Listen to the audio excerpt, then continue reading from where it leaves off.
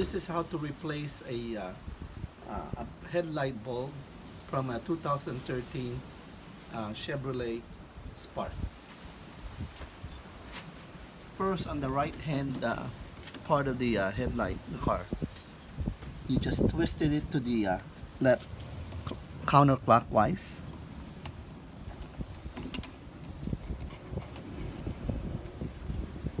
There it is. And now you'll have to take this gray part here out in order to press this lever right there. So I'm taking a this small and pushing this gray thing there. So push that. Let's see. There you go. And then I'm going to push this small knot there and take this off.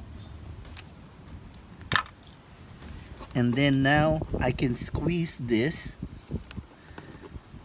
and then able to take that out just like that. And then the next one, you just put it back again here and place the place this thing back like that. It's simple, but since it's not on YouTube, I'm making this video. Hope this helps. Okay, see you later.